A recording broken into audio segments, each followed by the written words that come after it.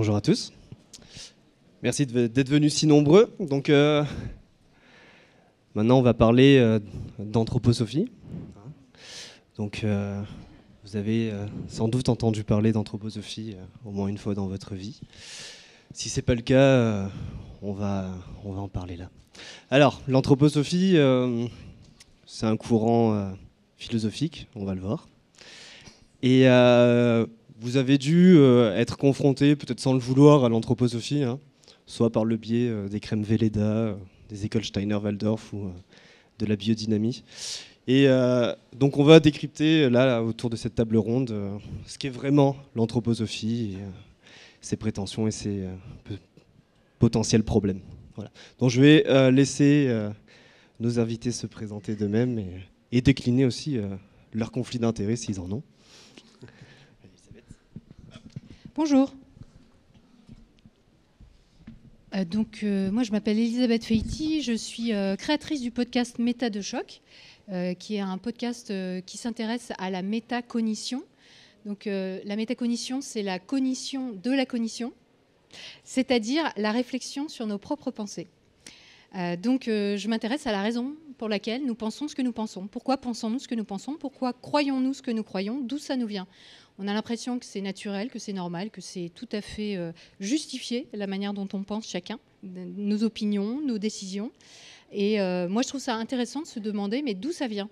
Est-ce que ça vient de notre éducation, de notre culture, de notre constitution biologique en tant qu'humain ou en tant que personne par rapport à nos particularités? Et en fait, quand on creuse, on s'aperçoit que ça peut être assez choquant, qu'il y a quelques révélations à la clé et que finalement, la notion de libre arbitre, elle est intéressante à questionner. Et puis que questionner nos modes de pensée, nos raisons de penser une chose ou une autre, ça nous amène à des réflexions intéressantes et notamment sur nos croyances. Donc aujourd'hui, on va parler d'anthroposophie qui est une croyance très forte. Moi, j'ai fait une émission là-dessus, donc un podcast. Le podcast, je rappelle juste ce que c'est comme une émission de radio, mais c'est disponible sur Internet, sur des circuits comme Spotify, Deezer ou YouTube, etc. Et j'ai fait une émission de 6 fois 1 heure avec un ancien élève, ancien professeur d'école Steiner-Waldorf, qui est une émanation du mouvement anthroposophique et qui est également une personne qui a été très engagée dans le mouvement anthroposophique au plus haut niveau, auprès des dirigeants internationaux. On a fait une émission donc ensemble et on en a tiré un livre. Donc, si je dois avoir un conflit d'intérêt, peut-être que ce serait ça. On a sorti un livre ensemble issu de cette émission avec des contenus inédits pour approfondir ce que c'est que l'anthroposophie. Donc, ça s'appelle « Une vie en anthroposophie, la face cachée des écoles Steiner-Waldorf ». Alors moi je m'appelle Stéphanie Devancé, je suis de formation professeure des écoles. Depuis 10 ans je n'enseigne plus puisque je suis détachée dans un syndicat d'enseignants. Et depuis 3 ans à peu près, 2-3 ans, après avoir entendu le témoignage de Grégoire Perra, comme ça je fais le lien, je me suis dit que ce qu'il racontait était quand même extrêmement perturbant et bizarre. Et donc, comme j'adore la pédagogie, je me suis dit, j'ai jamais lu des choses à propos de la pédagogie Steiner, et donc j'ai plongé dans la pédagogie Steiner, donc je pourrais vous en parler un peu. En ce qui concerne mes conflits d'intérêts, je n'en ai pas parce que je parle de Steiner et de l'anthroposophie en bien ou en mal, je serai toujours payée pareil parce que je suis détachée dans un syndicat et payée par l'Éducation nationale, donc je n'ai pas de conflit d'intérêts. Par contre, j'ai un biais parce qu'étant dans un syndicat d'enseignants du public, j'ai un fort attachement pour l'école publique. Voilà, donc ça fait un biais dans mes propos. Ce qui ne veut pas dire que je dis que l'école publique est parfaite. Mais voilà, je suis pour améliorer l'école publique au lieu de faire la pub des autres alternatives. Bonjour, alors moi je suis Jean-Benoît Mébec. Je suis auteur de bande dessinée. Et en fait, je connaissais rien du tout à l'anthroposophie, à la biodynamie et tout ça, et même à l'esprit critique, à vrai dire, il y a quelques années. Et en fait, je suis tombé sur l'anthroposophie par le biais de la biodynamie, par le biais du vin, en voulant faire simplement une BD sur le vin. Et je suis pas avec un caviste, en fait, qui voulait faire une BD sur le vin. Puis moi, je dis, bon, pourquoi pas. Et donc, on est parti à faire ça. Et en cherchant un sujet, je me suis rendu compte qu'il invitait pas mal de viticulteurs en biodynamie et que c'était une méthode d'agriculture naturelle et tout. Moi, j'étais un peu écolo, ça m'intéressait. Donc, je dis, on peut creuser là-dessus. Et en creusant, je suis vite tombé sur sur le blog de Grégoire Perrin, dont on reparle encore une fois. Et donc, je suis un peu tombé de ma chaise parce que j'ai dit quoi ? Donc, il racontait son expérience effectivement dans les écoles Steiner-Waldorf et son ascension dans le réseau anthroposophique, mais il parlait aussi de toutes les croyances et les doctrines anthroposophiques, dont la biodynamie. Et je me suis rendu compte que la biodynamie, c'était pas du tout ce que je croyais, et que c'était une branche d'un réseau occultiste, en fait, qui était potentiellement assez problématique. Et donc, je suis parti à faire cette BD qui est aussi mon conflit d'intérêts. Donc, puisque si je suis là, c'est parce que je vends aussi des BD que j'ai faites, qui s'appelle Cosmobacchus, sur ce thème, donc en 3 tomes. Et ça m'a pris 5 ans, en fait, de ma vie en compagnie de Rudolf Steiner. Voilà. Bon, du coup, on va rentrer dans le vif du sujet. Hein. Bon, du coup, c'est quoi l'anthroposophie ? Ça vient d'où et qu'est-ce qu'on peut en dire ? Tu veux parler en premier ? Donc, l'anthroposophie, c'est un mouvement de pensée, on va dire, parce que c'est pas forcément philosophique en fait. Si on creuse un peu, c'est plutôt une doctrine qui ensuite trouve des applications dans différents domaines. Donc, on a cité la biodynamie, on a cité les écoles alternatives Steiner-Waldorf, mais on peut aussi citer, par exemple, les produits cosmétiques Velleda, qui sont quand même le leader européen des produits cosmétiques bio. Voilà, il y a tout un tas d'autres choses, comme par exemple des banques, comme Triodos, la Nef, qui ont été fondées par des anthroposophes et qui appliquent les principes de l'anthroposophie. Cette anthroposophie, donc ce mouvement, a été créé par Rudolf Steiner, qui était autrichien au début du XXe siècle, en 1913. Et d'où ça vient ? Alors, au départ, lui faisait partie d'un mouvement qui s'appelait la théosophie, la société théosophique, qui est un mouvement qui a été créé à la fin du XIXe siècle par Helena Blavatsky. Cette femme, qui était donc basée à New York, a créé un mouvement. Elle était croyante, pratiquante du spiritisme, et elle a voulu monter un courant spirituel qu'on retrouve en fait dans notre vie quotidienne sans vraiment s'en rendre compte, à base de lois de l'attraction, de pensées positives, l'univers est amour. Si vous pensez certaines choses, elles vous seront renvoyées. Mais elle avait aussi tout un tas de doctrines qui ont été récupérées aussi par Rudolf Steiner, pas assez, mais raciste, comme par exemple une hiérarchie des races, et la race la plus valeureuse, la plus qualitative étant la race aryenne, et la race la moins qualitative étant les personnes noires, et puis entre les deux, les personnes asiatiques qui sont en transition. Voilà. Donc, et puis, d'ailleurs, bon, on en reparlera du racisme, mais voilà, c'est un sujet assez intéressant. Quoi qu'il en soit, Rudolf Steiner faisait partie vraiment de cette société théosophique, et il était même dirigeant d'une branche en Allemagne. Et puis un jour, il a décidé de faire scission en 1913 parce qu'il y a eu différents événements. Helena Blavatsky s'était associée notamment avec un monsieur qui a été assez rapidement accusé de pédophilie en Inde, puisqu'ils étaient basés aussi en Inde à Pondichéry. Et il y a eu un autre événement qui était qu'ils avaient déterminé que le nouveau Messie était Jiddu Krishnamurti. Donc vous avez sans doute entendu ce nom, Krishnamurti. C'est souvent quelqu'un qui concite avec des phrases philosophiques. Voilà, un peu comme Albert Einstein sur les mèmes. On va retrouver aussi Krishnamurti avec ses pensées, etc., sur Internet. Et ce garçon, c'était une personne qui était ado au départ, qui a été adopté, on va dire, par la société théosophique, mais il était indien. Et il a été présenté comme le nouveau Messie. Et Rudolf Steiner, ça l'embêtait quand même beaucoup qu'un Indien puisse être le nouveau Messie, parce qu'il était très raciste. Et donc, il a décidé à ce moment-là de faire scission, et il a créé son mouvement à partir de la Suisse. et qu'il a appelé l'anthroposophie, mais qui s'inspire énormément de tout ce que disait la théosophie, en fait. Mais il a réinjecté aussi des données, des informations chrétiennes. Donc il a réinjecté toute une cosmogonie autour du Christ, donc le Christ cosmique notamment. Et voilà. Donc il a fait feu de tout bois. Il a réintégré aussi des données de doctrine rosicrucienne, s'il y en a qui connaissent la Rose-Croix, qui est un mouvement occultiste aussi. Voilà. Donc je pense qu'on peut. Et alors après, ce qui est important à dire, c'est que tout ça, c'est le terreau de ce qu'on a appelé de ce qu'on appelle le New Age. Donc le mouvement New Age qu'on connaît bien au travers des hippies et qui aujourd'hui continue à exister justement au travers de ces doctrines, de cette pensée positive, de cette loi de l'attraction et du fait que nous sommes Dieu nous-mêmes et que nous faisons partie de l'univers, nous sommes une parcelle de l'univers.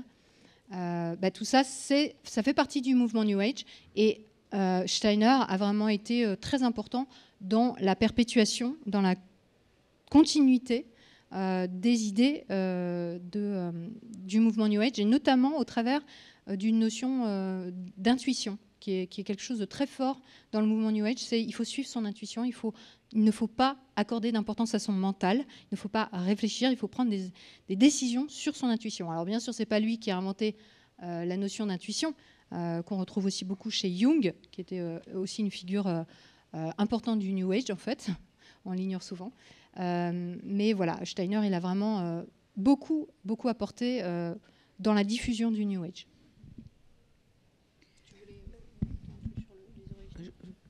Sur les origines, j'ai pas forcément grand-chose à dire. Tu as des choses à compléter ?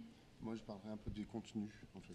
Parce que moi, vraiment, mon domaine, c'est plutôt la pédagogie. Et je pense que tu as bien balayé. Donc, on va peut-être enchaîner sur ton diaporama. Du coup, on peut dire que l'anthroposophie, c'est de la théosophie raciste ou ça se résume pas qu'à ça ? C'est de la théosophie plutôt chrétienne, en fait. Ok. Ouais. Parce que la théosophie était raciste, et lui, il a juste repris exactement les mêmes éléments de la théosophie.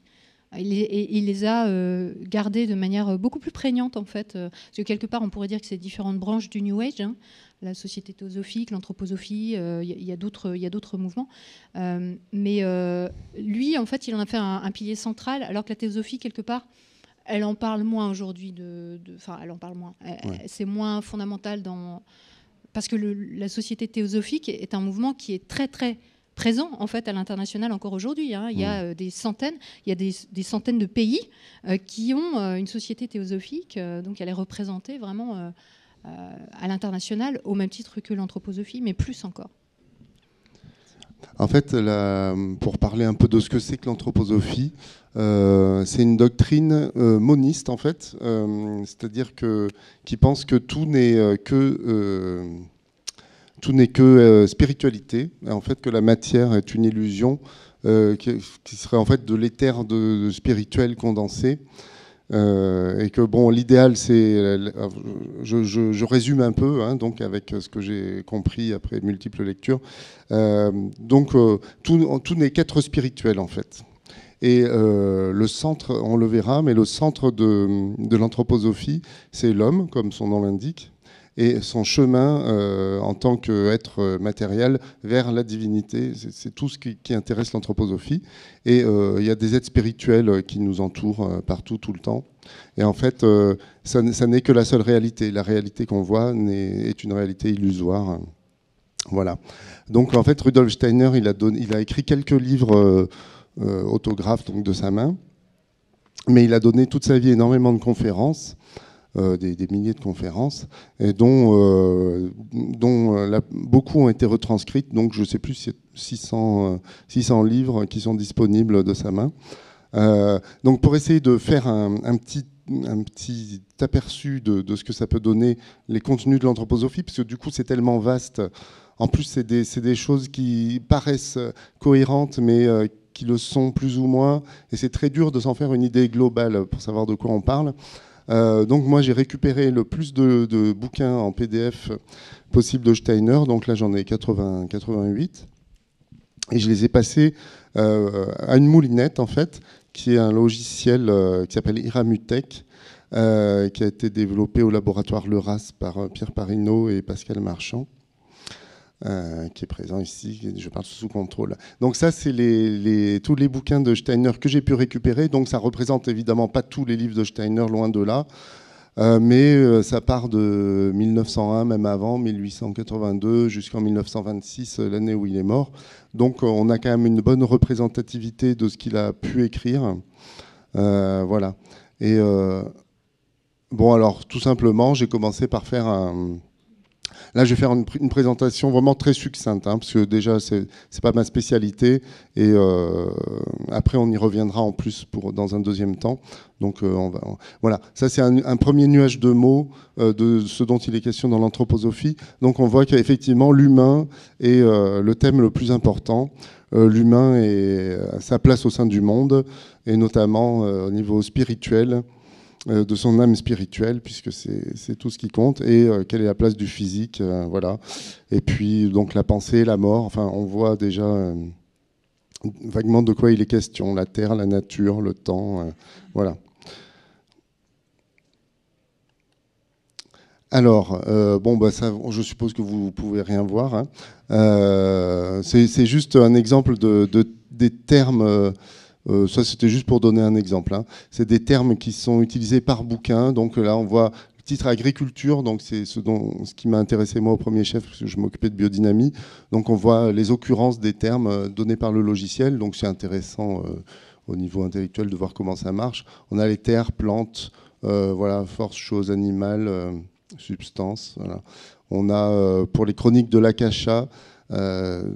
Donc oui, les chroniques de l'Akasha, c'est intéressant. J'essaie de ne pas trop traîner, mais parce que en fait, les annales akashiques ou chroniques de l'Akasha, c'est chaque fois qu'il se passe quelque chose dans l'univers, ça modifie l'éther cosmique. Et même si cette chose se produit dans le futur, puisque finalement, dans la spiritualité, le temps est différent. Donc, ce qui fait que tous les savoirs de l'humanité, toute l'histoire et tout ce qui se passe dans le monde est inscrit dans les annales akashiques. Et donc auquel on peut accéder par l'intermédiaire de l'anthroposophie, puisque l'anthroposophie de Steiner, c'est aussi beaucoup une méthode de méditation d'où nous viennent nos impulsions, mais qui permet aussi de visiter les mondes suprasensibles, et notamment de lire les chroniques de l'Akasha, ce qu'a fait Rudolf Steiner, et c'est le seul a priori qui a réussi à le faire, mais selon sa méthode, tout le monde devrait pouvoir. Donc les autres essayent, mais avec moins de succès, on va dire. Donc Rudolf Steiner connaissait tous les sujets qui puissent exister, puisqu'il avait eu connaissance des chroniques de l'Akasha, ce qui explique qu'il pouvait donner toutes ces conférences voilà, en étant en tout état de cause, en toute connaissance des choses. Voilà. Bon, bref, je passe là-dessus. Donc chaque bouquin est analysé et les termes les plus significatifs sont présentés. Et on voit qu'on a 6 classes qui nous sont présentées par le logiciel, donc qui les classe par thème. Donc moi, j'ai rajouté les titres aux classes qui ne sont pas forcément les plus pertinents, mais enfin, c'est ce qui m'a semblé. Donc on a une classe qui parle du corps plutôt organique. D'abord, on a 2 classes principales qui seraient corps et nature, et religion, spiritualité, science, société. Dans corps et nature, on a voilà, processus, organisme, système, organes, nerveux, chaleur, cerveau, liquide, substance et tout. Description, alors nature, c'est une nature plutôt au sens astral, hein, enfin cosmique, quoi. On est au corps éthérique, le corps astral, physique, soleil, lune, terre, plante, animal, Saturne, solaire, lunaire, voilà. On a ensuite dans la classe plutôt religieuse, on a évidemment Christ, mystère, Jésus, Golgotha, et on voit que quand même il a ajouté beaucoup d'éléments chrétiens qui sont plutôt prépondérants que les éléments indiens ou hindouistes ou tibétains, ou qui étaient plus présents dans la théosophie. Mais on voit qu'à la fin, on commence à avoir post-atlantéen, Bouddha qui commence à arriver quand même. Hop là. Là, ah, zut. Hop, voilà. Ensuite, on a l'âme, le monde. L'âme, le monde, la conscience spirituelle, l'expérience ordinaire, donc ce que j'ai appelé spiritualité. Ensuite, une partie science, parce que l'anthroposophie, c'est la science spirituelle ou science de l'esprit, c'est-à-dire que c'est pas qu'ils sont anti-science, c'est qu'ils ont leur propre science. De la même façon que notre science est basée sur l'observation du réel, enfin je dis la science, notre science, celle des êtres matérialistes, la science des êtres plutôt spirituels est basée sur les impulsions et les intuitions, justement. C'est l'observation des intuitions qui crée la science spirituelle. Donc on le voit là, on parle de mathématiques, de logique, de sciences, voilà. Et puis une classe plutôt sociale où on parle d'anthroposophie notamment, mais de gens de société où on parle, parce qu'il y a une ambition sociétale de l'anthroposophie, il y a une triangulation sociale qui veulent mettre au point, qui est séparée des domaines de la société. Enfin, je ne rentre pas dans les détails, ça nous amènerait un peu loin. Mais ils ont en fait un projet de civilisation anthroposophique qui viendrait remplacer la civilisation matérialiste en fait. Voilà, ça c'est un schéma, une vue graphique des classes de mots qui permet de se rendre compte qu'il y a 3 classes qui sont très différentes. En fait, abscisse et ordonnée ne représente que les distances des mots par rapport aux autres, ce qui fait qu'on voit qu'on a un corpus très important sur les questions religieuses avec le mystère du Christ et tout, le Golgotha, je ne sais pas si vous arrivez à lire, mais c'est ça. C'est le violet, là, le rose en haut à droite. Ensuite, au milieu, en vert, on a toutes les questions de corps astral et éthérique. Et en bas à gauche, on a tout le côté processus, organisme qui semble donc préoccuper beaucoup aussi Steiner. Comment marchent les organes. Parce que tout est spirituel dans les organes aussi, ont un être spirituel finalement. Voilà. Bon, ensuite, on parlera d'autres choses, mais ça donne un aperçu de ce dont cause Steiner, en gros, dans l'anthroposophie, quoi. Et qui est pas forcément les questions d'écologie auxquelles on pense, en fait. Voilà. Et ni de pédagogie, peut-être que... Du coup, voilà, ma prochaine question, c'était cette science spirituelle, aujourd'hui, c'est quoi? Elle se présente comment? Et c'est quoi les organes de l'anthroposophie de nos jours? Parce que ça date du début du XXe, c'est ça, l'anthroposophie? Oui, comme disait tout à l'heure Elisabeth, c'est début XXe, ouais. Alors, j'ai un truc sur les organes de l'anthroposophie, mais... On peut peut-être parler de pédagogie? Oui, on va parler de ça. Je vais juste ouvrir cette diapo-là. Voilà, où on voit, je ne sais pas si on arrive à lire. Non, mais c'est dommage. Donc on a la biodynamie, on a la Société anthroposophique universelle, qui est le pavé du haut. Ah oui, ça marche comme ça, ok. Société anthroposophique universelle, la Société anthroposophique par pays, notamment en France. Là on a la biodynamie, là on a la médecine, là on a la pédagogie Steiner-Waldorf, là on a la finance éthique, puis là on a toutes les structures qui y sont un peu attachées. Il y a des antennes connexes qui sont École de sciences de l'esprit, qui est en fait le noyau dur des anthroposophes au Goetheanum. Il y a des universités anthroposophes. Il y a un mouvement Canfil qui s'occupe des handicapés, une communauté des croyants. Voilà. Ensuite, vous avez un lobby européen anthroposophique qui s'appelle Eliant, Alliance européenne d'initiative pour l'anthroposophie appliquée. Et puis vous avez des associations d'entreprises amies, donc effectivement les colibris, puisque Pierre Rabhi a commencé par la biodynamie, hein, il ne s'est jamais détaché de ses liens avec l'anthroposophie. Vous avez Actes Sud, Terre de Liens, Génération Future, les Coquelicots, Extinction Rébellion. Ça ne veut pas dire que tous les gens qui sont dans ces sociétés sont tous des anthroposophes fous qui croient à tout ce que je vous ai dit. Mais ces sociétés ou ces associations ont des liens plus ou moins étroits avec l'anthroposophie, en tout cas au niveau des dirigeants, ou ont été fondés par des anthroposophes. Elles peuvent par ailleurs défendre des causes tout à fait respectables. Et les gens qui y adhèrent sont certainement des gens honnêtes et respectables et qui font un travail utile également. Hein. Voilà.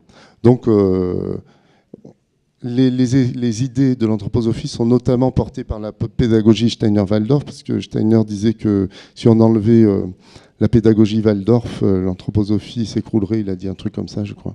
Et là, tu vas pouvoir nous en parler plus en détail. Oui, avant de parler de la pédagogie, je trouve que je viens de dire Jean-Benoît est très très important, c'est que l'anthroposophie est très présente, y compris via des gens qui n'en ont absolument pas conscience et qui ne sont pas des gens mauvais du tout. Hein. Par contre, pour tout un chacun, avoir cette grille de lecture, ces connaissances de lien, et pouvoir éventuellement d'ailleurs informer des personnes qui s'investissent dans des associations qu'il y a peut-être des choses à clarifier, peut-être du ménage à faire, ou des positions claires à prendre par rapport, notamment, je pense au racisme de l'anthroposophie, ça peut être utile. Voilà. Donc, il ne faut pas diaboliser, il ne faut pas angéliser. Et quelque part, on peut être anthroposophe et promoteur de l'anthroposophie sans le savoir et sans en avoir conscience et avec les meilleures intentions du monde. Donc voilà, ne pas juger les gens et essayer de décortiquer. Et vous allez voir que si vous souhaitez vous y intéresser et creuser la question, c'est sans fin. Ils sont partout. Il ne faut pas tomber dans le complotisme non plus. Alors, concernant les écoles, donc moi, vraiment, voilà, la pédagogie, c'est mon truc. J'ai enseigné un certain nombre d'années. Je me suis beaucoup occupée d'élèves en difficulté.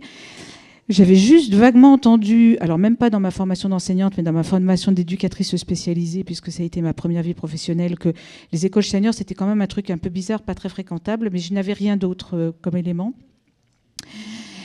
Et donc j'ai lu les bouquins de pédagogie où, alors ils ne sont pas écrits de la main de Steiner, hein, ce sont des conférences. Et l'idée qu'on a de ces écoles, c'est que c'est plutôt sympa, c'est des pédagogies alternatives, ils valorisent le travail manuel, il y a un lien avec la nature, ils évitent les écrans. Hein, il y a beaucoup aussi de collusion dans les anti-écrans avec ces mouvements-là. Ils utilisent plutôt des jouets en bois, ils respectent le rythme de l'enfant. Enfin bon, a priori, on se dit peut-être un peu à l'ancienne, mais pas problématique. Moi, une des premières choses qu'on m'avait dites et que j'ai vérifié en lisant les livres, c'est qu'ils apprennent à lire un an plus tard. Honnêtement, en tant qu'enseignante, l'apprentissage de la lecture dès 6 ans, pour certains enfants, en plus j'ai beaucoup travaillé en ZEP, c'est un peu trop tôt, c'est un peu trop de pression, ça fait peur aux parents. Retarder d'1 an n'est pas forcément une mauvaise idée, d'ailleurs il y a plein de pays qui le font. Donc ça en soi, ça me faisait pas... Enfin, je disais, je suis plutôt d'accord avec Steiner sur ce coup-là. Alors après, le problème, c'est quand on lit les raisons. Pourquoi ils apprennent à lire 1 an plus tard? C'est pas du tout pour qu'ils gagnent en maturité, c'est pas du tout pour avoir 1 an de plus pour préparer, parce que avant qu'ils apprennent à lire, il n'y a aucune préparation. Il faut savoir que dans la partie maternelle des écoles Steiner, il n'y a aucun apprentissage et que c'est volontaire, ni de prélecture, ni de préécriture, ni de prémathématiques. C'est en fait ce qui est... Je vous expliquerai après pourquoi il commence à lire qu'à 7 ans. Ce qui transparaît très très fort quand on est enseignant et qu'on lit ces ouvrages de pédagogie, c'est que tout savoir est dangereux. C'est-à-dire que toutes les thématiques commencent par attention, pas trop tôt. Ce savoir peut provoquer des problèmes. Donc, on rejoint ce qui a été dit tout à l'heure sur les origines, c'est-à-dire que les savoirs sont du côté de la science et du matérialisme. Et ce qui est important, c'est l'intuition, c'est la créativité. En soi, je ne dis pas que ce n'est pas important, hein, mais c'est tellement important qu'on évacue le reste. Ça pose question.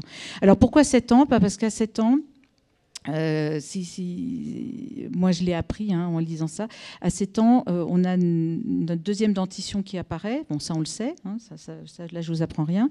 Et vous allez me dire quel rapport avec la lecture? Ça tout à fait un rapport, parce que cette apparition de la deuxième dentition est le signe que le corps éthérique se développe. Alors on a plusieurs corps, hein, on a le corps physique, corps éthérique, corps astral, et il y a le moi au-dessus. Hein, non? Il n'y a pas un truc au-dessus? Le moi est composé de 3 corps. Je suis pas ultra spécialiste. Bon, enfin bref, le corps éthérique est le premier qui vient après le corps physique, et il apparaît au moment de la deuxième dentition.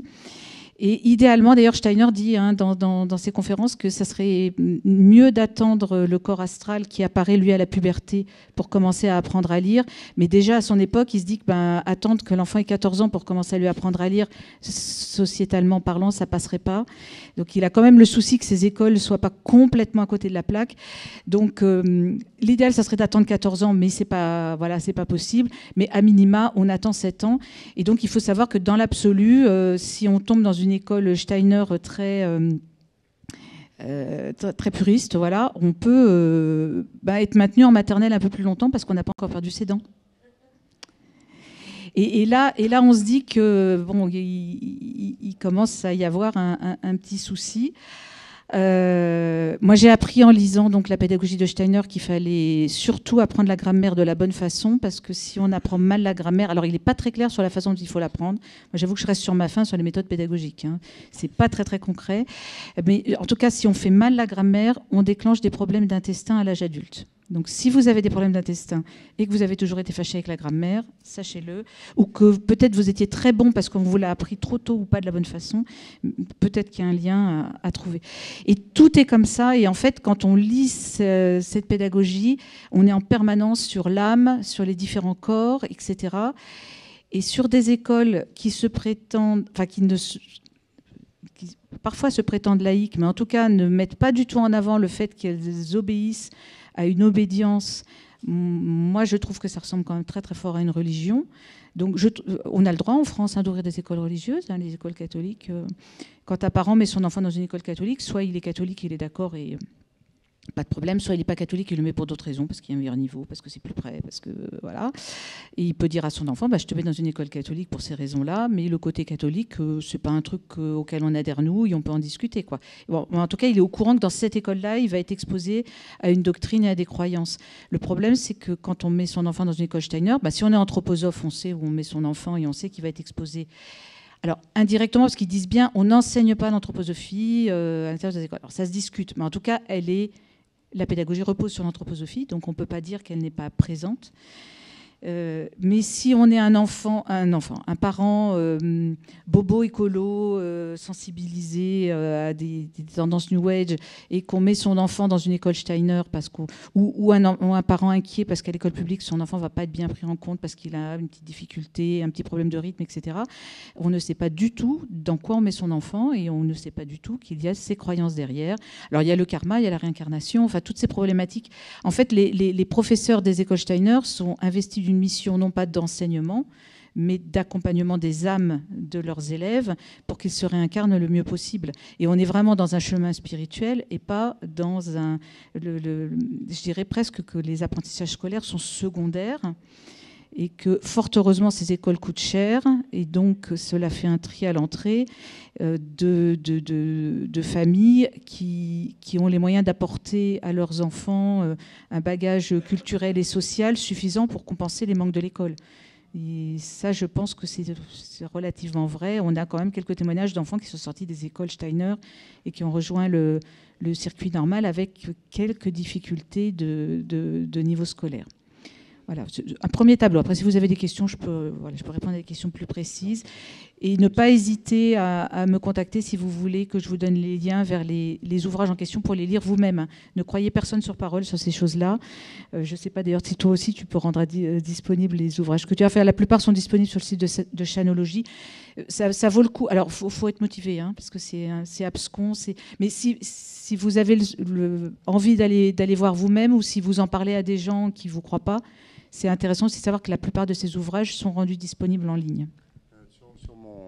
Sur mon site mebec.net, vous avez la page Cosmobacus, vous avez la bibliographie. Et dans la bibliographie, vous avez des liens vers tous mes PDF. Là. Voilà.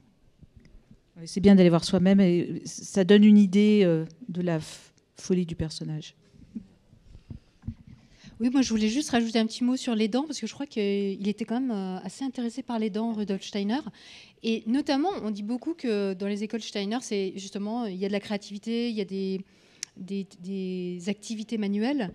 Et notamment, on apprend le tricot, ce qui est plutôt sympa. Tout le monde apprend le tricot. Et quand on regarde pourquoi le tricot, en fait, le tricot, tricoter, ça donne de bonnes dents. Donc c'est quand même intéressant. Ils font aussi du modelage, ils font aussi plein de choses. Et quand on regarde ce qu'ils font en modelage, par exemple, on leur apprend à modeler un animal ou un humain ou des figures qui sont toujours très emblématiques de la croyance. Hein. C'est jamais des figures prises au hasard. C'est toujours très codifié avec les personnages clés de la doctrine. Et par exemple, l'être humain, pour Steiner, c'est... une évolution, c'est pas une évolution depuis le singe. Le singe est une évolution depuis l'homme. C'est-à-dire que le singe est une régression de l'humain. Et c'est pour ça que les personnes noires sont une régression de la race aryenne. Parce qu'elles s'orientent de plus en plus vers le singe. Donc, qu'est-ce qu'on fait en modelage ? Sans qu'on le dise aux enfants, sans qu'on leur dise clairement ça. On leur fait faire des choses qui montrent que l'homme peut devenir singe. Donc on leur fait faire des modelages qui vont de l'homme vers le singe et non pas du singe vers l'homme. Voilà. Mais ça, c'est un exemple parmi plein d'autres. Hein. Mais les animaux, c'est pareil. On va les modeler d'une certaine manière parce qu'ils vont avoir, pour mettre en valeur un aspect de leur corps éthérique, on va faire une bosse à un endroit bien précis, etc. Mais on ne l'explique pas de manière formelle. Voilà. Donc c'est quand même intéressant de connaître le sous-texte. Parce que oui, on fait des activités manuelles, mais on les fait dans un certain sens et pour une raison précise. Oui, ça c'est important, c'est très codifié et l'enseignement s'appuie énormément sur les mythes, ce qui n'est pas mauvais en soi. Hein. Les mythes portent des choses très intéressantes à exploiter pédagogiquement. Le problème, c'est que la différence n'est pas faite entre ce qui est mythe et ce qui est historique. Par exemple, on peut avoir une frise historique sur laquelle le déluge est noté, sur laquelle l'Atlantide, enfin le moment où l'Atlantide disparaît est noté, des choses comme ça. Et en fait, il n'y a pas de différence entre le mythe et la réalité, entre ce qui est historique et ce qui est mythique. Et tout est baigné dans les histoires, mais ça va avec le fait que la connaissance est dangereuse et qu'en fait, il faut se fier à son intuition et donc il faut nourrir l'intuition. Et pour la créativité, là, il y a un moyen très simple de vérifier ça par soi-même. C'est si vous allez sur Google Images ou sur votre moteur de recherche préféré et que vous cherchez des œuvres faites dans les différentes écoles Steiner par les élèves, elles se ressemblent toutes. C'est-à-dire qu'ils doivent utiliser un matériel précis, des couleurs précises, des formes précises. Il ne faut pas figurer les traits des visages des personnages. Ça, c'est commun d'ailleurs à d'autres. Et en fait, sous on dit créativité, activité manuelle, etc. Mais en fait, il y a des sens cachés à tout ça que les enseignants connaissent plus ou moins, parce que les enseignants ne sont pas tous forcément des anthroposophes aguerris. Il y a aussi des gens recrutés à la petite semaine, vite fait, parce qu'il manque... alors, ils essayent bien sûr de les embrigader, de les former en cours de route. Les enseignants Steiner ne sont pas forcément pareils, des gens méchants et malveillants, etc. Mais il y a quand même une ambiance. Et puis, les parents sont très incités à s'investir dans l'école, à participer au ménage, à l'animation des fêtes. Il y a beaucoup... Alors, pareil, les fêtes symboliques... avec des symboliques très religieuses. Il y a la fête de la Saint-Jean, il y a la spirale de l'Avent, il y a des choses... Donc on est vraiment tout sauf dans quelque chose de laïque, et en tout cas de clair et de transparent. Et ça c'est quand même extrêmement problématique. Au-delà des manquements en termes d'apprentissage, il y a aussi... une éventuelle mise sous emprise ou en tout cas une familiarisation. Les enfants qui sortent des écoles Steiner ne deviennent pas forcément des anthroposophes, mais quelque part, ils vont être sensibilisés et sympathisants, même s'ils ont passé une super scolarité dans une ambiance qui leur a convenu. Comme beaucoup d'écoles, ça convient très bien à certains enfants et pas du tout à d'autres. Ça, c'est le cas de toute pédagogie un peu spécifique et qui n'est pas assez diversifiée, qui fonctionne un peu toujours de la même façon. Donc, il y en a qui vont sortir très bien, mais ils vont être sympathisants sans le savoir de toute cette ambiance qui va aussi leur rappeler des souvenirs d'enfance. On sait tous que ce qui nous rappelle notre enfance et des bons moments de notre enfance, c'est des choses qu'on chérit et qu'on a du mal à lâcher. Et je pense qu'il y a aussi cette intention de l'organisation anthroposophique à travers ces écoles, dont il faut être conscient. Oui, je voulais juste ajouter une chose, parce qu'on pourrait se dire c'est quand même bizarre, quoi. Ok, on nous dit qu'on peut aller consulter des sources, mais pourquoi on n'est pas au courant de tout ça et qu'est-ce que c'est que ce délire? En fait, la particularité de Rudolf Steiner, c'est que c'est un occultiste. C'est-à-dire que tout ce et il l'a dit très clairement dans ses livres, c'est écrit noir sur blanc, ne dites pas aux gens ce que l'on fait. C'est de l'occultisme, il faut cacher les choses. Donc, ça va jusqu'à même au fait que, par exemple, les parents ne sont pas informés de là où ils mettent leur enfant, que les enfants ne sont pas informés de ce que on leur inculque, en biodynamie, c'est peut-être un peu difficile parce qu'il y a des techniques bien précises à utiliser, et ils suivent des cours où on leur parle quand même des terres, et voilà, c'est un peu vague, mais ils donnent quand même des bases. Mais globalement, en fait, c'est ça qui explique que, c'est pour ça que c'est un continent dissimulé, c'est que c'est une volonté, vraiment occulte. En biodynamie, c'est pareil, parce que l'image globale de la biodynamie, c'est une agriculture naturelle avec la lune, peut-être un peu de spiritualité, mais ça va pas plus loin. Et biologique, oui. Alors qu'en fait, il y a des êtres élémentaires qui sont des petits gnomes, les gnomes, les sylphes, les ondines, Et la biodynamie est une magie blanche et des offrandes à ces gnomes-là, à ces êtres élémentaires qui sont créés par les hiérarchies angéliques, parce que les hiérarchies angéliques ne peuvent pas directement manipuler la matière qui est d'un niveau trop inférieur pour eux, donc il y a des êtres intermédiaires. Voilà. Et ça, ils ne le savent pas. Voilà. Il y a plein d'autres trucs qu'ils ne savent pas, quoi.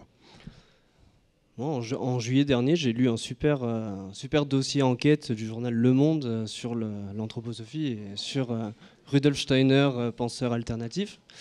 Mais j'ai pas vu mention de médecine anthroposophique. Est-ce qu'on peut en glisser un mot? Parce que je suis un peu resté sur ma faim sur ce volet-là de l'anthroposophie.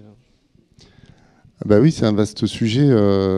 Personnellement, je ne suis pas spécialiste, mais on peut dire que on imagine un peu ce que ça peut être la médecine anthroposophique, c'est-à-dire, en fait, pour les anthroposophes, par exemple, les virus ne sont jamais responsables des maladies.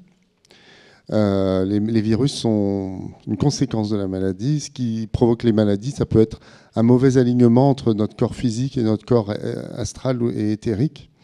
Donc il faut réparer, ou alors ça peut être évidemment les ondes magnétiques qui sont le grand ennemi de l'anthroposophie. La biodynamie permet de corriger ça d'ailleurs, elle permet de lutter contre les ondes électromagnétiques qui sont néfastes, plus d'ailleurs que le carbone pour le changement climatique. Pour les biodynamistes, c'est plutôt les ondes électromagnétiques, ils sont climato-sceptiques aussi. Donc on voit que c'est une agriculture naturelle, mais qui est quand même pas... Bref, je m'éloigne. Voilà. Et donc comment on peut corriger ça? Par exemple avec des pendules qui vont permettre de voir là où ça va pas et ce qu'on peut faire. Enfin, c'est des traitements comme ça.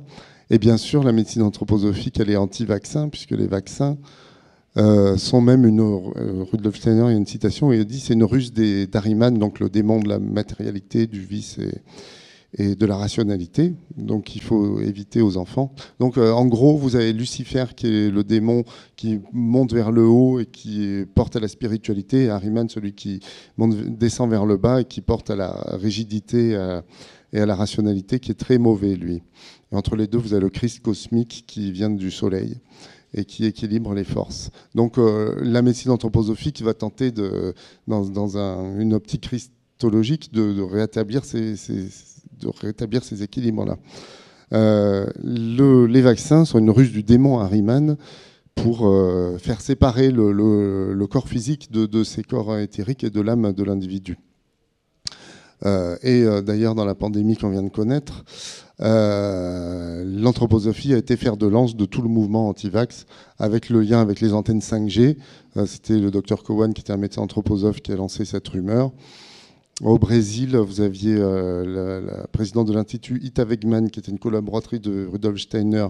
Donc Nise Yamaguchi, qui était présidente de l'Institut Ita Wegman au Brésil, a conseillé le président Bolsonaro et lui a conseillé d'éviter forcément les vaccins et les masques qui bloquent aussi la spiritualité, tout ça. Donc, mais le stand de l'association Ukraine Libre. Vous pouvez soutenir cette association par un don libre. Tous les fonds collectés seront destinés à l'achat des trousses de premiers secours. Merci. Donc, médecine anthroposophique, gros problème, responsable de pas mal de morts ces 2 dernières années notamment. Voilà. Alors, ils ont un produit phare qui est distribué et fabriqué par les laboratoires Velleda, qui s'appelle Iscador, et qui est censé guérir le cancer. Donc c'est c'est suite aux recherches métaphysiques, spirituelles de Steiner. Il est arrivé à cette conclusion-là. Comment? Et quel est ce médicament miracle? Eh bien, c'est à base de gui. Alors, le gui est une plante qui est très intéressante pour lui parce qu'elle est entre l'animal et la plante, qu'elle a survécu en fait à la réincarnation de la Terre, parce qu'il faut savoir que pour Steiner, les planètes se réincarnent. L'univers s'arrête à Saturne, d'ailleurs, juste pour info. Et dans l'ancienne Lune, qui est donc ce qui se passait avant la Terre, le gui était présent. Et donc, dans cette incarnation-là, le gui était animal. Et il a gardé c'est le seul être sur Terre qui a gardé cette ambivalence entre l'animal et la plante. Il n'est donc pas influencé par les forces lucifériennes qui sont à l'origine des tumeurs du cancer. Pourquoi? Parce que Lucifer, en fait, il exacerbe nos sens. donc nos organes sensoriels, le nez, les oreilles, les yeux. Et les tumeurs sont en fait des excroissances de ces organes-là. Donc, qu'est-ce qu'une tumeur? C'est par exemple des oreilles qui poussent dans votre ventre. C'est ça, une tumeur dans le ventre, c'est des oreilles qui poussent dans votre ventre. Et donc le gui, en fait, ce qui est bien, c'est qu'il va aller contre ces forces lucifériennes et il va donc résorber les tumeurs.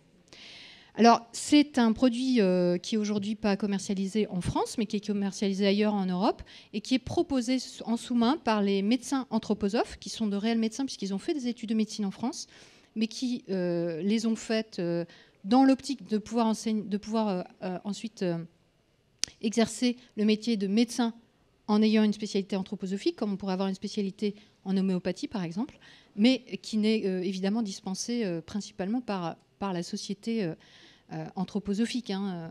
On a assez peu, on en a quand même, un cursus un peu parallèle à l'université de Strasbourg qui enseigne la médecine anthroposophique, mais ça reste anecdotique, mais c'est quand même intéressant de le savoir quand même. Et donc, ces médecins prescrivent de l'Iscador, qui n'est pas commercialisé en France. Et qu'est-ce que c'est? C'est des injections d'ampoules de gui dans les tumeurs. Le problème, c'est que non seulement ça ne guérit pas, non seulement ça fait des retards de soins, ça fait des retards de prise en charge, mais en plus, on pense, il est fort probable que ces injections, en fait, comme elles pénètrent les tumeurs, vont en fait permettre la diffusion de ces tumeurs de manière plus accélérée. Donc, effectivement, il y a des morts de l'anthroposophie, sans aucun doute. Mais ça peut passer aussi par des choses, la médecine anthroposophique, par des choses très... je sais pas, par exemple, une personne qui bruxe, qui élime ses dents en bruxant la nuit, on va lui dire de se masser les mollets, parce que ça va lui éviter de bruxer. Non, pas les molaires, les mollets. Voilà. Donc les gens, malheureusement, qui font appel à des médecins anthroposophiques, ils ont rarement une vraie prise en charge pour des choses aussi basiques que, je sais pas, les poussées d'acné ou d'autres choses qui sont interprétées de manière complètement différente de ce que la science matérialiste propose. Puisqu'on en est un peu au contenu, je vais peut-être finir ma présentation. Après, on peut passer au volet médias puis aux questions. Ouais. Okay. Faut que tu fasses vite alors. Hein. Ouais, je fais vite, ouais. En fait, Vite. Alors, il faut que je la retrouve. Déjà, vous me stressez. Là. Je la rouvre. Parce que ça finit à quelle heure, en fait? Maintenant. Ah oui, c'était pas... Non, vas-y. 25 Non, ok. Je me suis intéressé au fait, parce qu'on dit souvent que l'anthroposophie, donc, enfin moi je le dis, est raciste. Donc je me suis quand même demandé si c'était vrai, et comme j'avais un logiciel qui me permettait de vérifier des choses, je me suis dit que ça serait intéressant de le... Donc dans tout le corpus que j'avais, ça c'est des thèmes, donc on ne va pas les lire, hein, des thèmes qui sont trouvés par le logiciel, et donc le 675e, c'est les races. Donc c'est celui que j'ai mis en bleu en bas à droite. Mais on voit qu'il est en dernier là parce que l'écran n'était pas assez grand. Mais voyez l'ascenseur là, il est tout en haut. Donc cette partie-là, c'est tout ça. Et puis il y a encore tout ça de formes qui sont. Donc c'est pas le dernier thème auquel je me suis intéressé, quoi. C'est un truc qui est plutôt en haut de liste malgré tout. Donc j'ai fait un sous-corpus, ça c'est les titres des livres de Steiner, et plus la barre est haute, plus ça parle de race, en gros. Donc vous avez 5-6 livres qui parlent de race, donc il fait un sous-corpus relativement consistant, même si c'est beaucoup moins que les 88 livres, évidemment. Vous avez donc les chroniques de l'Akasha, vous avez des conférences sur les couleurs des humains, donc on voit déjà des conférences à Dornard, un livre qui s'appelle l'Apocalypse, Théosophie et race humaine et les races du mal. Voilà. Donc, on voit déjà qu'en tout cas, il parle de race. Après, c'est vrai qu'il y a un racialisme du 19e siècle qui n'est pas forcément un racisme. Hein. Donc ça, c'est les... Attends, je vais en arrière ou quoi là? Je comprends rien. Ah oui, ça va en arrière. Donc ça, c'est les classes qui sont sorties par le logiciel pour la forme race. Alors on va passer vite. Moi j'ai trouvé une classe qui parle un peu de généalogie, mais au sens des peuples. Donc on a les Lémuriens, alors ils ne parlent pas des Atlantes, ce qui est étonnant, mais troisième, quand ils parlent de troisième, quatrième, ce sont les troisième, quatrième races en fait d'humains, hein, avec le développement. l'évolution, les genres de séparation. J'ai appelé ça généalogie. Bon. Vous avez la classe de la famille. Donc on a une classe très claire, la sang, famille, peuple, tribu. Vous avez toujours une classe qui parle d'humanité, qui est le thème commun à tout le corpus de Steiner, mais aussi à ce sous-corpus, où on retrouve aussi éthérique, corps, voilà. On a une classe 4 qui m'intéresse, qui parle de l'animal, donc ce dont parlait Elisabeth tout à l'heure, progressé, élevé, inférieur, méchant, condamné, laideur, instinct, donc une race à creuser, une classe à creuser. Et puis guerre et civilisation, donc guerre, petit blanc, 6e, civilisation tiède. Pourquoi tiède? On va voir ça. Voilà, donc les classes classées en graphique, on voit qu'il y en a surtout deux qui se détachent.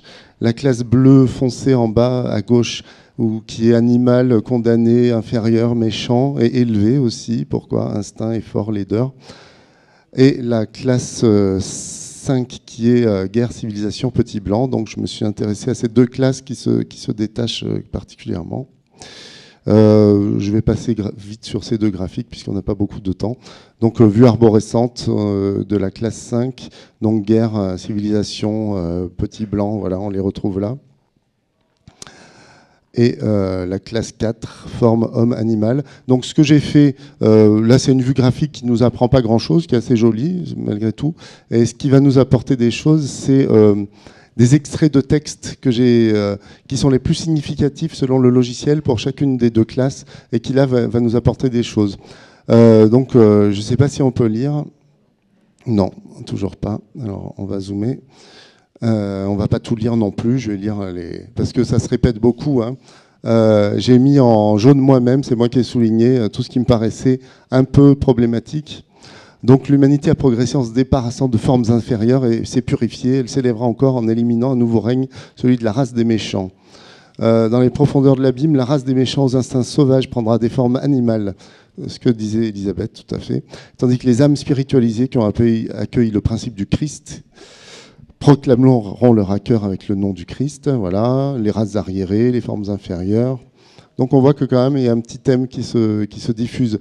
Mais en fait, il parle de race sans qu'on sache trop de quoi il parle. Est-ce que c'est vraiment les Noirs, les Africains, les Asiatiques, ou est-ce que c'est les Atlantes et les Lémuriens? Parce qu'on ne sait pas trop.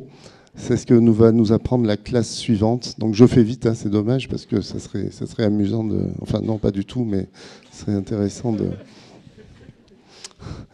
Voilà, donc là, qu'est-ce qu'on a? Des races sclérosées, les formes inférieures, toujours. Non, c'est pas ça. Ah, voilà.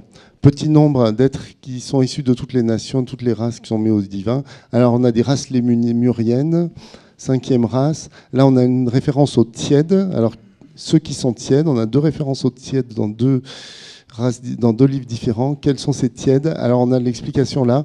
La civilisation chinoise est un vestige des 6e et 7e races atlantéennes, et on peut dire qu'elles sont les races tièdes. Il y a des races froides et des races chaudes du coup, s'il y a des races tièdes? Ouais, alors là je sais pas, mais en tout cas les asiatiques sont tièdes. Et les tièdes, les tièdes apparemment, d'après ce que j'ai lu, ça va mal se passer pour eux à la fin des temps.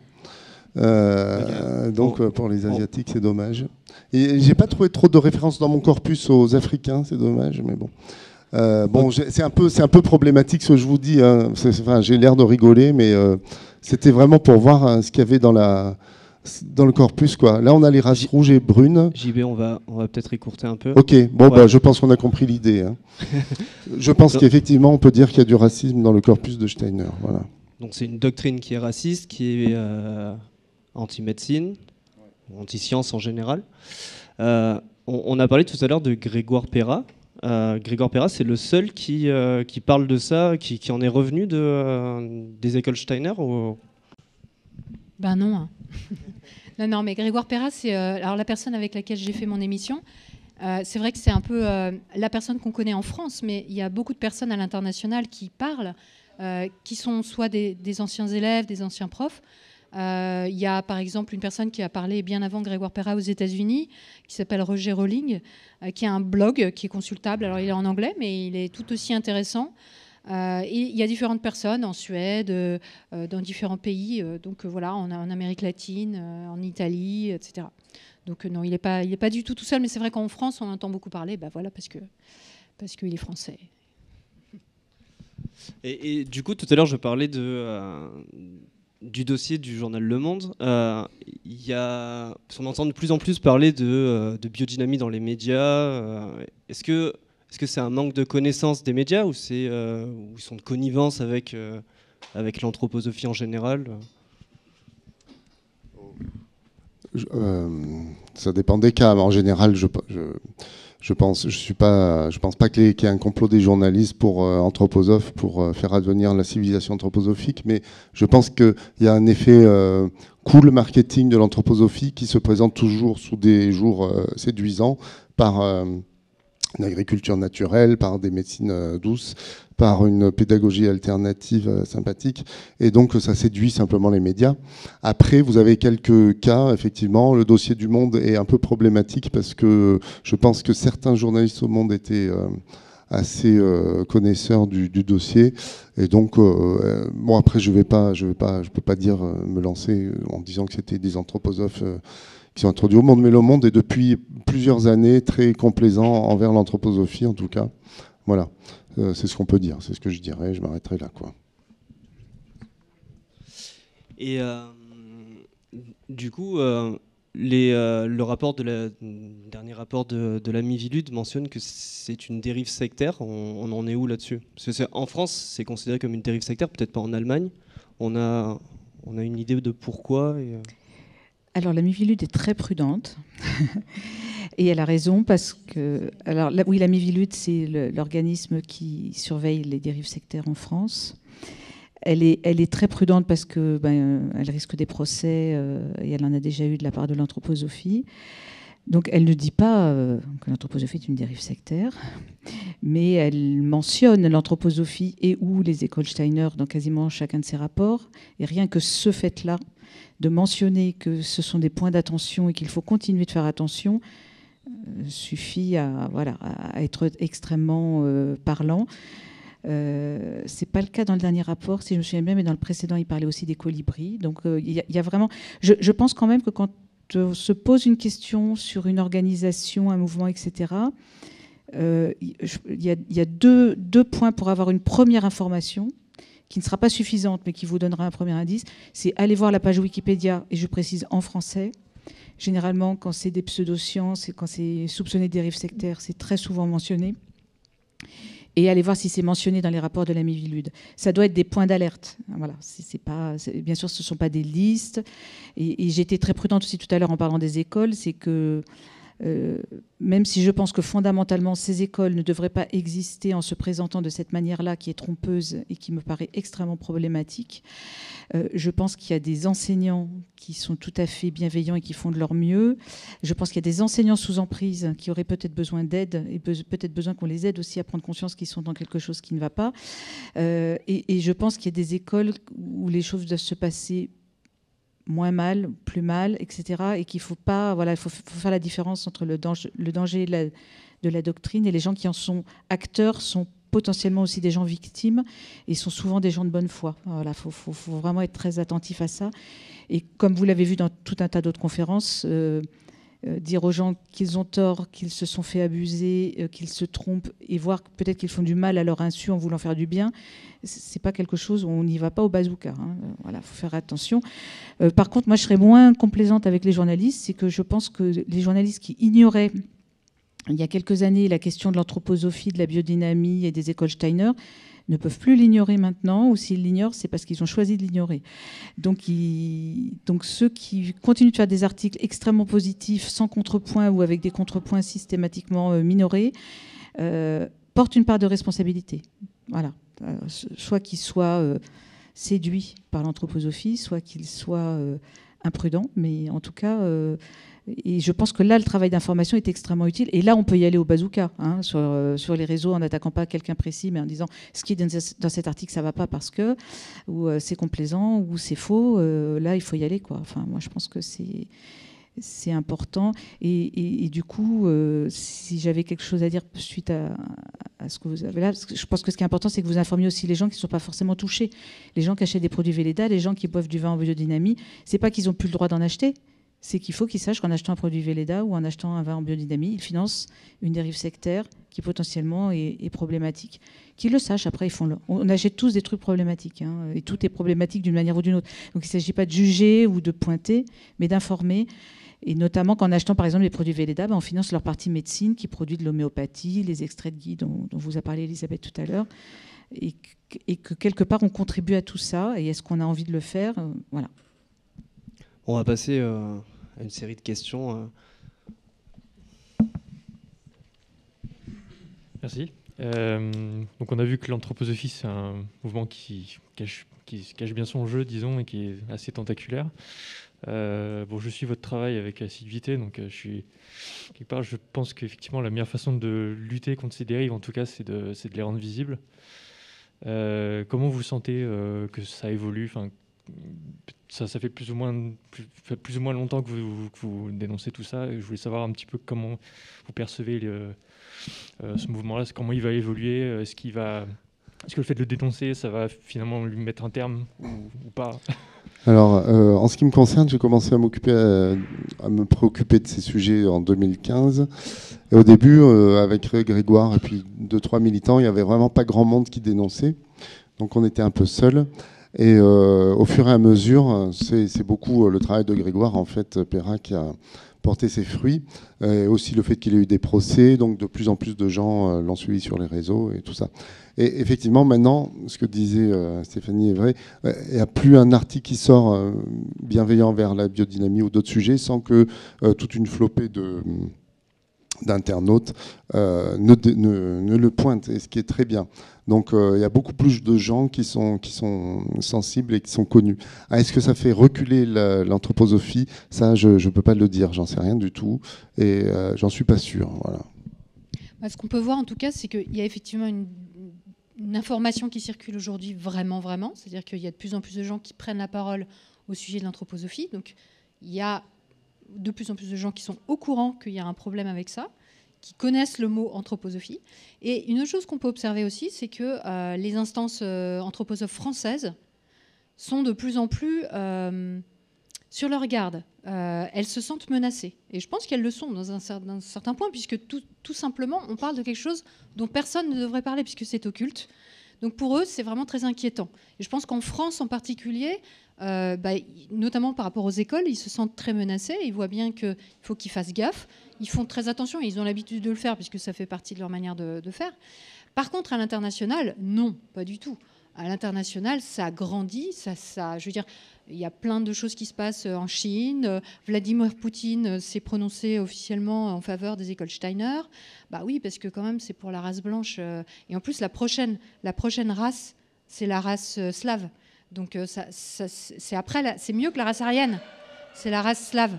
Donc lui, il trouve ça plutôt cool, sans doute, pour la Grande Russie. En Amérique du Sud, c'est pareil, c'est vraiment en pleine expansion, il y a énormément d'écoles qui s'ouvrent, et les écoles, c'est le premier point d'entrée. Les écoles, c'est le formatage des esprits. Donc, s'il y a plein de gens qui sortent des écoles Steiner, et c'est bien ça la stratégie, à ce moment-là, les gens seront beaucoup plus ouverts, qu'ils en aient conscience ou pas d'avoir été endoctrinés, à des idées autour justement de la spiritualité, de la défiance vis-à-vis de la science, de la médecine, etc.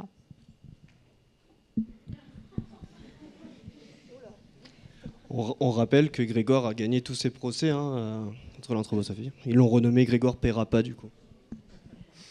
Merci de cette très intéressante conférence, débat.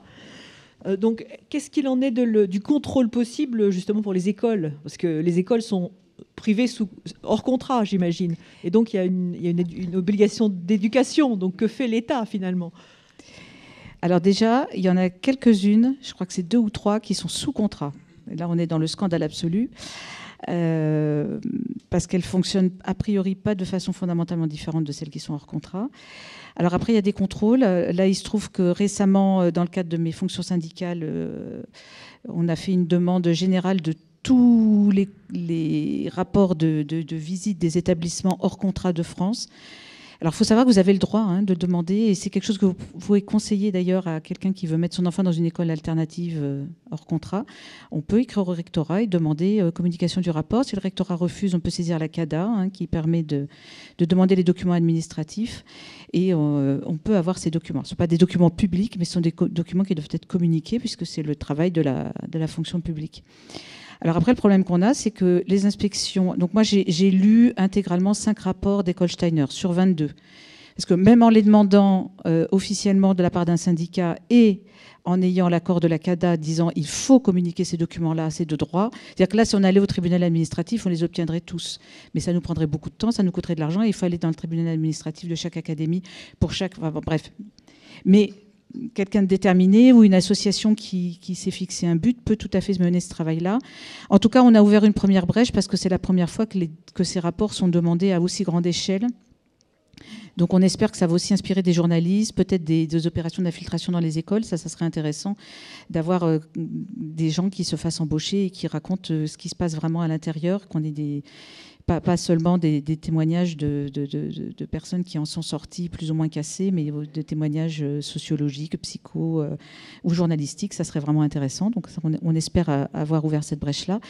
Alors les rapports, après, ils sont très différents. Sur les 6 que j'ai lus, il y en a 2 où on sent que l'inspecteur ou l'inspectrice qui, par hasard ou pas, dans ces 2 cas-là, était seul à faire une inspection, ce qui est anormal, il faut au moins 2 personnes pour avoir un regard un petit peu différencié, ont été séduits par l'école et n'ont pas vu de problème, probablement parce qu'ils sont restés en surface et qu'ils ne savaient pas forcément quoi regarder, ou peut-être qu'ils étaient avec un a priori positif. Après, ce sont des êtres humains, les inspecteurs, ce sont des gens compétents, mais ce sont des êtres humains.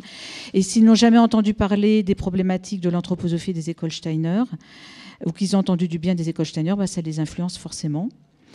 4 autres sont beaucoup plus problématiques et pointent des dysfonctionnements plus ou moins importants à différents niveaux. On sent dans 2 d'entre eux que ce sont des gens informés qui ont regardé de près. Le problème, c'est qu'il y a des injonctions dans ces rapports. Parfois, ils parlent des injonctions des rapports précédents qui n'ont toujours pas été suivies des faits.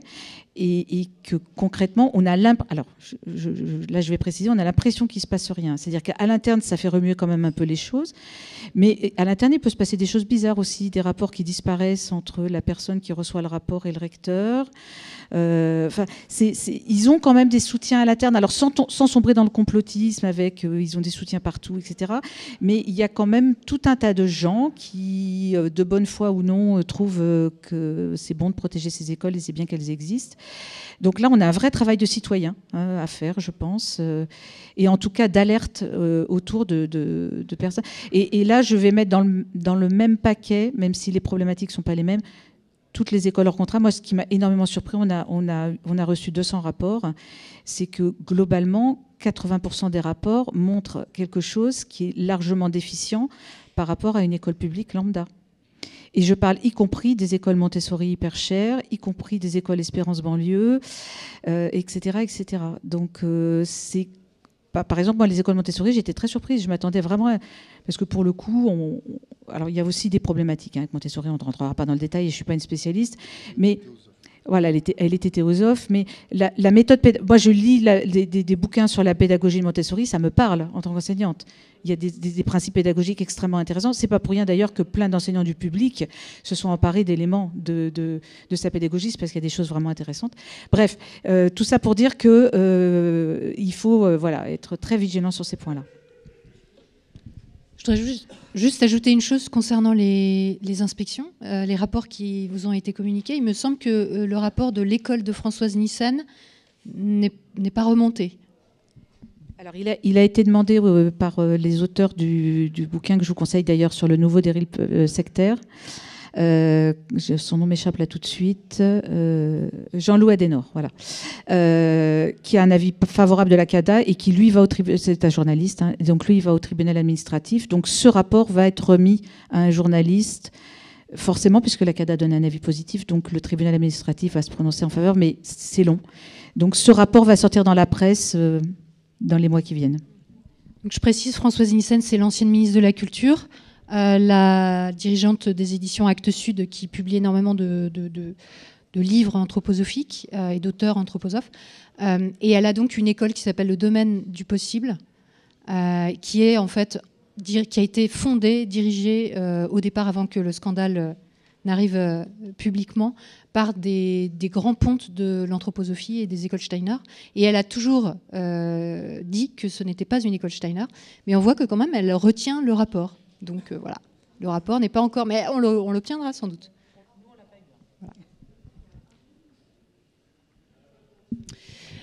Bonjour. Je voudrais savoir, concernant les médecins anthroposophes, étaient-ils médecins avant d'être anthroposophes ou sont-ils devenus médecins ?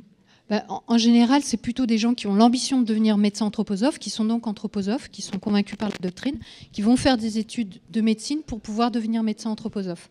Ils sont obligés de le faire, ça fait partie aussi de la stratégie de Steiner, de Rudolf Steiner, qui était de dire qu'il faut se fondre dans la société, que les gens ne se rendent pas compte de ce qu'on fait, en fait. Donc là, c'est assez particulier en réalité, parce qu'ils pourraient très bien être comme beaucoup de médecines alternatives, se dire, nous, on est thérapeute anthroposophe. Mais non, ils ont vraiment décidé de passer par le circuit normal de médecine, et ensuite de proposer des produits, des techniques anthroposophiques. Après, il doit y avoir des cas où les gens sont...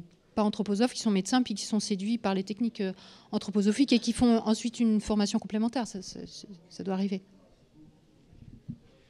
Alors, vous disiez tout à l'heure que l'anthroposophie est occultiste, et donc on accède aux savoirs les plus bizarres et les plus profonds un peu plus difficilement. La question que je me pose, c'est comment et sous quelles conditions on est censé être initié à ce savoir ?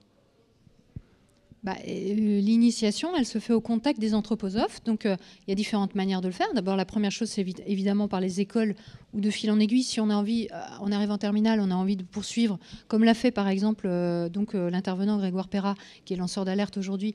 Il a décidé d'aller plus loin dans l'anthroposophie. Alors, qu'est-ce qu'il a fait ? Il a adhéré à ce qu'on appelle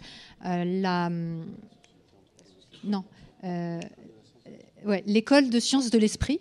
Donc, qui regroupe les différentes branches, des pratiques anthroposophiques. Donc, on va avoir la branche enseignement, la branche agriculture, la branche banque financière, la branche médecine, etc.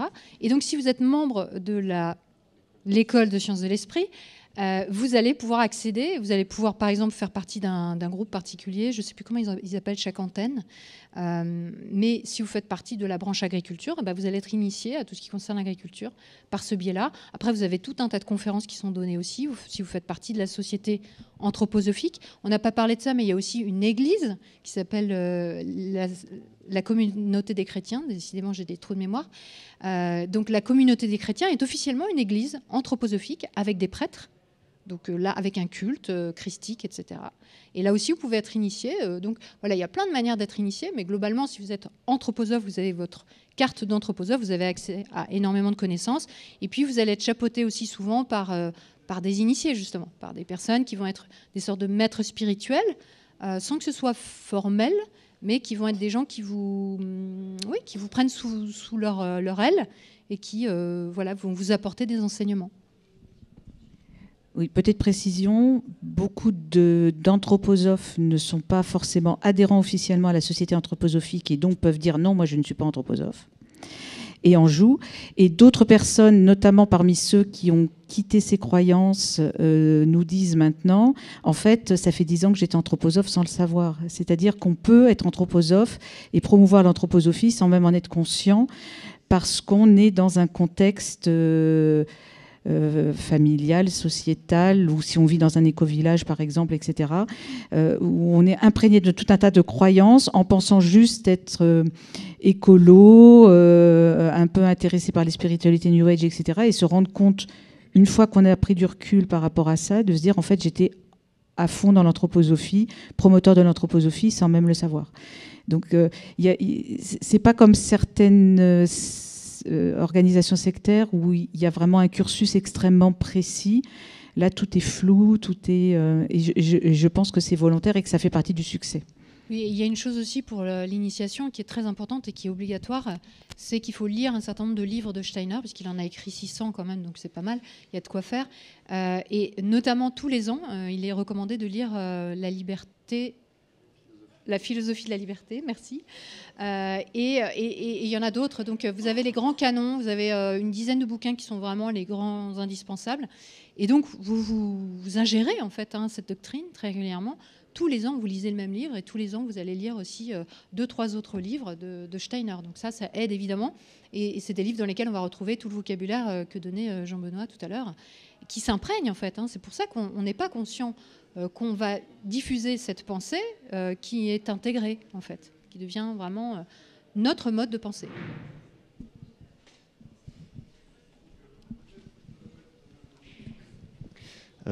Bonjour, merci pour ces échanges déjà. J'avais une question qui est peut-être pas du tout facile à adresser au vu de ce qui vient d'être dit, mais on parle d'anthroposophie, on parle des différents organes qui en font partie. Ça représente aujourd'hui dans le monde combien de personnes? Est-ce qu'on a des chiffres? Est-ce qu'on a des pistes pour en savoir un peu plus, ou est-ce que c'est complètement nébuleux? Bon, mon premier réflexe, c'est de dire qu'il faudrait demander à Grégoire, mais je pense que même Grégoire dirait que c'est nébuleux. Justement, ça rend impossible de chiffrer et les gens et toute l'influence, parce qu'il y a aussi tout un tas de gens qui ne sont pas directement en contact avec des anthroposophes ou avec l'anthroposophie, mais enfin tous, on s'est acheté un jour un gel douche Velleda, on a parlé de la pensée positive, et quelle part... Voilà. Où il y a aussi tout le courant écologique. Moi, souvent, quand on me dit « Oh là là, mais ils ont infiltré l'écologie », mais non, en fait, ils étaient là depuis le départ. Ils sont quelque part naturellement, j'aime pas du coup employer ce mot-là parce que ça fait un peu appel à la nature, naturellement là. Parfois même, ils prétendent avoir, ce qui n'est pas forcément complètement faux suivant les contextes nationaux, être à l'origine de la création du bio ou des mouvements écologistes. Mais en fait, ils sont là depuis le début et ils ont une place qui est toute naturelle dans ces mouvements-là.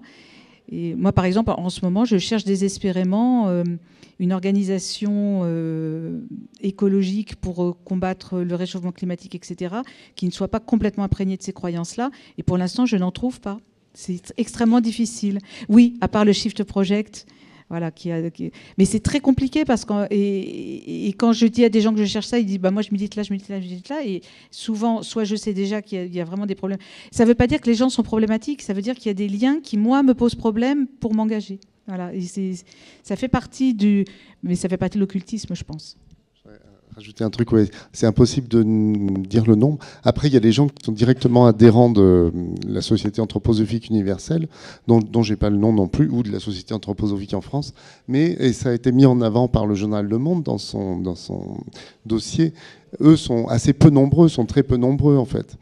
Donc je sais, j'ai 1000 en France, ok, 1000 en France, donc c'est rien. Mais le problème, donc c'est mis en avant en disant on n'est pas beaucoup, on n'a pas de, mais ces 1000-là ont une influence. En fait, ils riguent tout le New Age, quoi, et non seulement le New Age, mais l'écologie, mais la médecine alternative. Enfin, voilà. Donc. Alors, moi j'ai une question. Est-ce qu'on pourrait dire est-ce que l'anthroposophie a pu influencer des élites nazies parce que j'avais entendu dire que des dirigeants nazis trempaient dans l'ésotérisme, des choses comme ça. Effectivement, voilà. Il y a eu des liens. Bon, ça nous amènerait loin. Mais comment dire, il y a eu une thèse écrite là-dessus par Peter Staudenmayer, qui est un Américain, et qui a voilà. Donc en fait, l'anthroposophie est avant le nazisme. Il faut savoir qu'à l'époque, au début du XXe siècle, il y avait tout plein de courants, notamment en Allemagne, en Mitteleuropa, spiritualistes ou pas, et puis des pangermanistes, et puis des arianistes, et puis des ariosophes, et puis c'était vraiment un melting pot de doctrines et de courants de pensée concurrents qui cherchaient à s'imposer. L'anthroposophie et le nazisme donc ont été contemporains, on va dire, et défendaient la même vision du monde arianiste, donc pour la domination de la race aryenne, mais avec quelques différences. notamment le fait que pour les anthroposophes, les âmes se réincarnent dans des corps différents. Donc la même âme peut se réincarner dans un corps africain, puis dans un corps germanique. Si elle a progressé, bon là, il faut vraiment qu'elle ait beaucoup travaillé, hein, et bossé. Voilà. Mais pour les nazis, ça c'est complètement exclu en fait. Voilà. Donc il n'y a pas de correspondance parfaite entre les deux. En fait, finalement, les nazis ont gagné, on va dire, la bataille idéologique parce qu'ils ont réussi à créer un mouvement populaire et populiste. Hein, ça peut nous rappeler des choses d'ailleurs. On va dire que l'anthroposophie était plutôt le mouvement élitiste intellectuel d'une doctrine assez semblable à celle du nazisme, mais le nazisme a réussi à recruter une tranche populaire, donc beaucoup plus vaste. Et c'est ce qui fait peut-être que le nazisme a été... Bon, je le dis très rapidement, hein, il y a des thèses qui ont été écrites là-dessus, donc je schématise, mais en gros, c'est ça. On peut juste rajouter qu'il y a effectivement des dignitaires nazis qui s'intéressaient par exemple à la biodynamie. Donc je crois qu'il y a eu un jardin biodynamique dans un camp, je ne sais plus exactement lequel. Dans plusieurs, ouais. Donc, mais effectivement, on ne peut pas dire qu'il y a un lien direct en fait. Hein. C'est effectivement parallèle. Et puis il y a des intérêts personnels parmi les nazis sur cette... Le nazisme, c'était vraiment... une mosaïque, quoi. C'était vraiment une mosaïque. Donc vous aviez des nazis occultistes, puis une cellule anti-occultisme nazi qui luttait contre la... Voilà. Donc effectivement, les écoles Steiner ont été interdites à un moment dont ils se font grands. Mais parallèlement, la biodynamie était très prisée par Himmler et tout ça, quoi. Donc. Oui, c'est ça que je voulais préciser. Il y a aussi des histoires de crème anti-gelure de Velleda qui a été testée à Dachau. Mais après, ce n'est pas les seules entreprises qui se sont commises, etc. Et l'argument de les écoles Steiner ont été interdites par Hitler, donc ça prouve que... Oui, enfin, il y a aussi des mécanismes de concurrence. Donc je pense que... En tout cas, pour moi, ce n'est pas un argument central pour rejeter l'anthroposophie ou pour dire il y a des preuves que l'anthroposophie est contre le nazisme. En tout cas, ce qui est sûr, c'est qu'il y a des rapprochements, il y a des choses au niveau... voilà. Mais bon, ce qui nous pose problème aujourd'hui, ce n'est pas fondamentalement cette histoire-là, même si c'est bien d'avoir en tête ce contexte.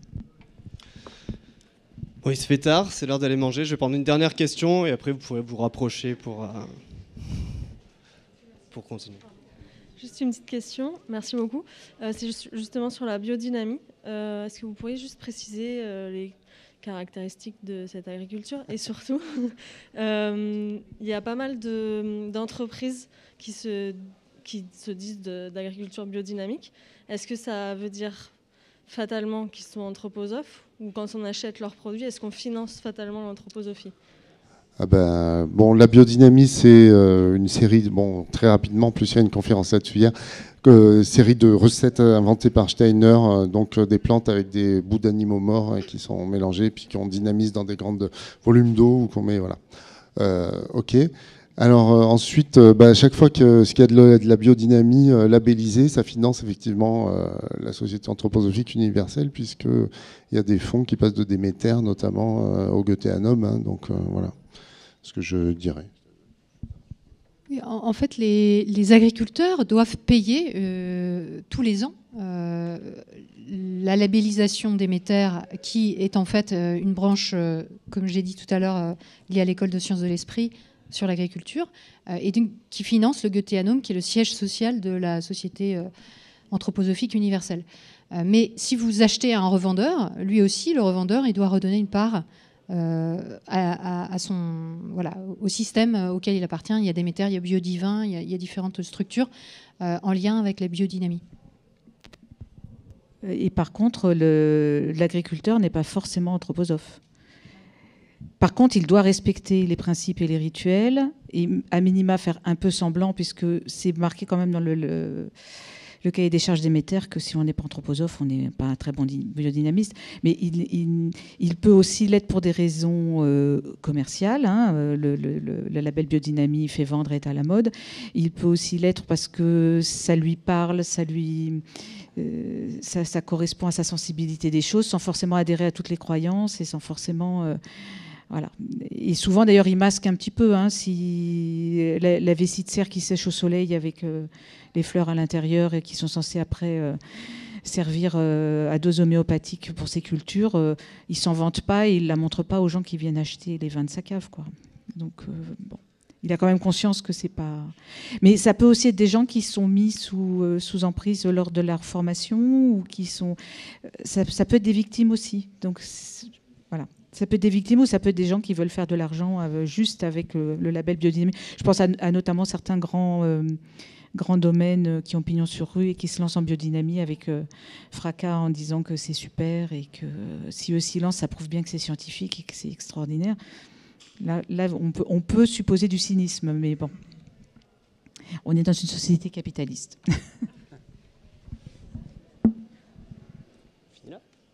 Merci à tous.